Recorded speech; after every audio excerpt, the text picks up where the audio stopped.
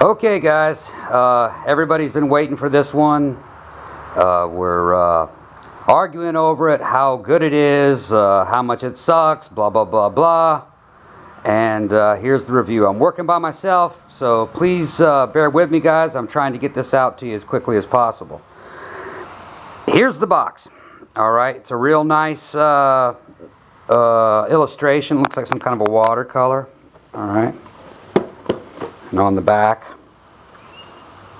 alright, the artwork's very nice. There's Captain Janus in French. I don't know what they called him in Japanese. And there he is. I'm going to try to get a good close-up on him. My light is not the best, guys. Maybe the sun will come back out in a second. That's it.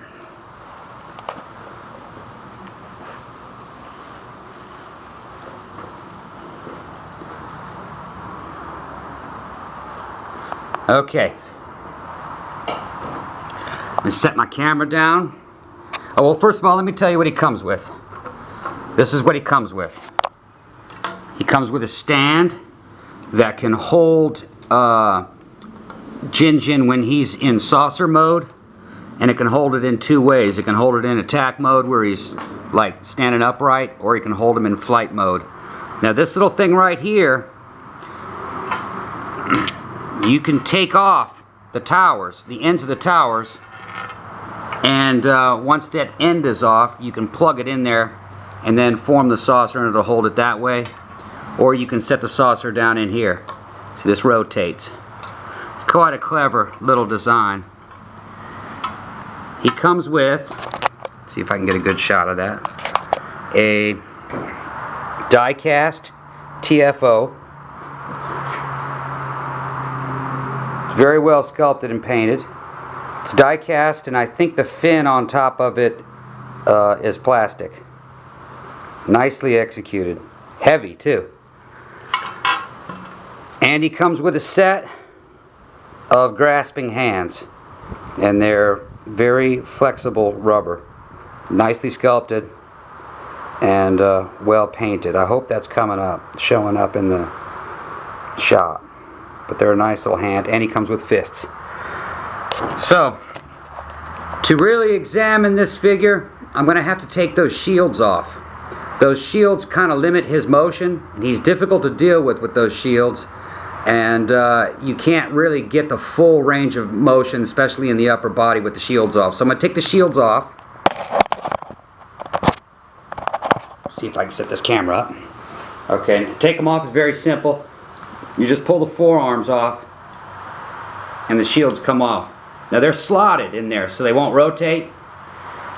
And in the inside of the cuffs and the little towers for the saucer, there's a magnet, so it's held in there magnetically. All right, and then you can just kind of put it in there and rotate, and it'll find its place. So.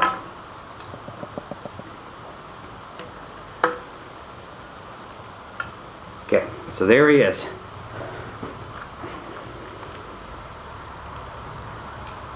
The articulation, the range of articulation in the upper body. Well, let's go through it. You can see he's taller than Grundy. He's got a ball-jointed head. The head is rubberized, so you can bend all this. It won't break. And it comes off. And this back little piece to his helmet is flexible, so you can get some more motion out of him. There's no motion in the neck itself. It's just a ball joint.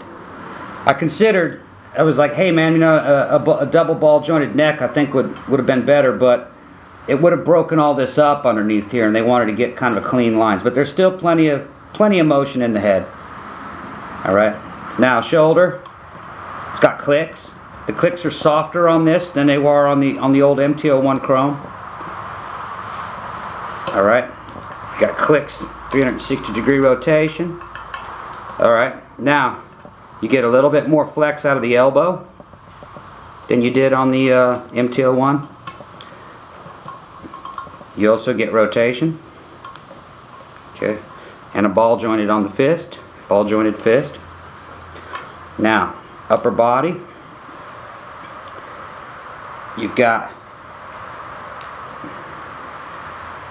depression and deflection, okay, and rotation in the upper body and in the lower waist.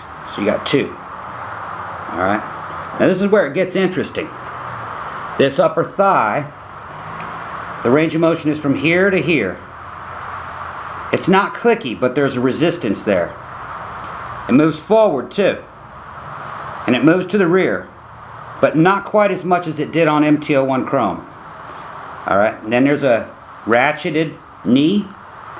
They're soft ratchets, so it's not going to click itself apart, really, you know. The ratchets on the MT01 I think were a little bit too strong, and I think that they've addressed that. You see that's how it does there. There's rotation. There's rotation in the feet and deflection.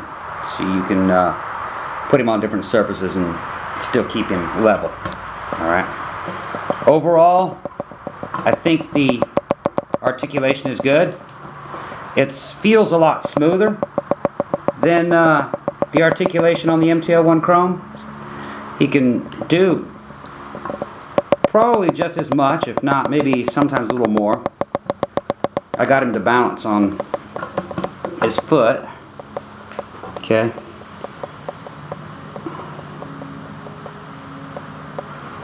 You do have some seams here, but this is all die cast. Die cast content is the same as MT01 Chrome. It's here, here, and here.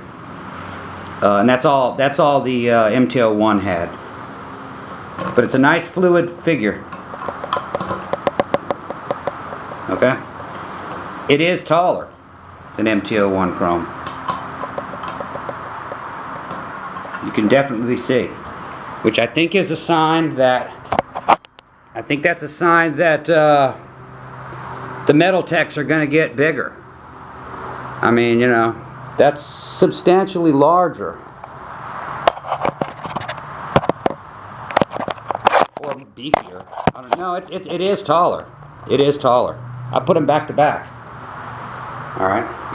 Now, let me see what else I can show you. I'm going to transform it into the saucer. Whoops, my camera fell. Darn it, I wish I had my camera woman. Okay. There's another saw blade that's got little tabs on both sides.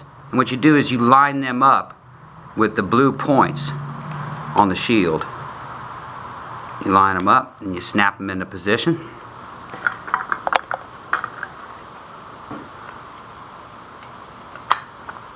Okay, so that snaps. And then you get your two towers. You put them in there and rotate them until they click. Where's the other tower? Rotate. Where are you guys? There you are. And there it is. And it can sit in there like that.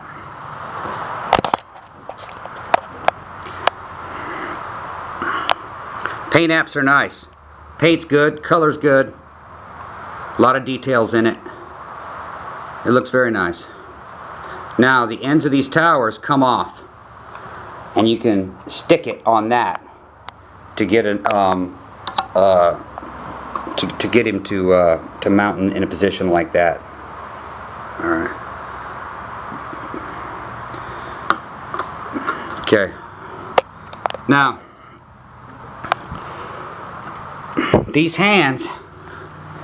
I like these hands, but you see they're on an angle. So you get a lot of motion in this direction, but not a lot down, which I didn't really like that as much. Here, I'll show you.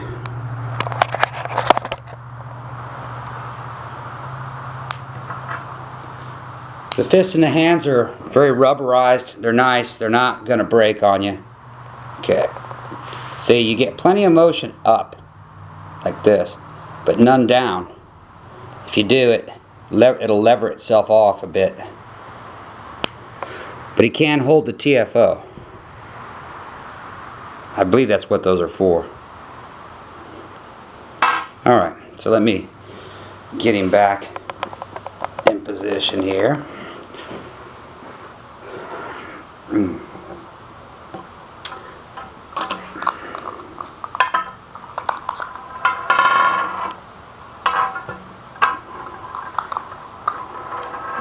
Now another thing that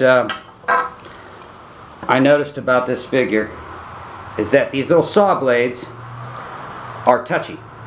Alright, if you manhandle him with the saw blades in position, it's easy to lever them back out of the discs.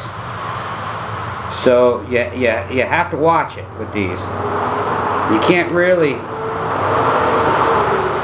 quote unquote play with him too much with the shields installed. I mean, they really do limit his range of motion, but that's just the way that character was, you know. That's the way it would be if you had big shields connected on your arms. Now one thing I noticed is that inside these joints, it's almost kind of like they're rubberized, like they're trying to keep you from chipping that paint, which is a nice touch. And these shields do seem to be left hand and right hand specific, so you have to keep track of them. Now let me see.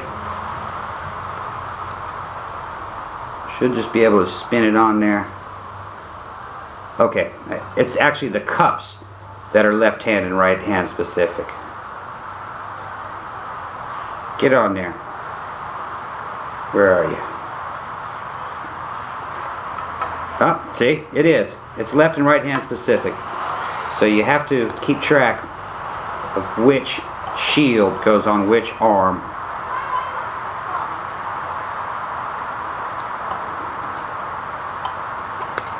Whoops. See, that's one of the things that I don't really like too much about this figure. These things,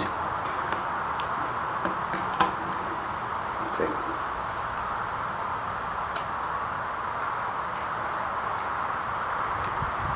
Plus it may be me, maybe I'm just not really used to it yet. But if you line up those little blue spars with the there we go.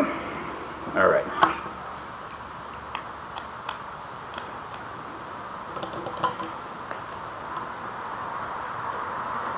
Just kind of spin him until he finds his place. There it is.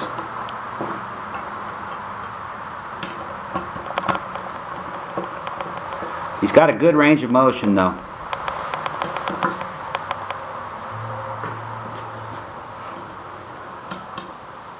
Okay. See him next to Giru.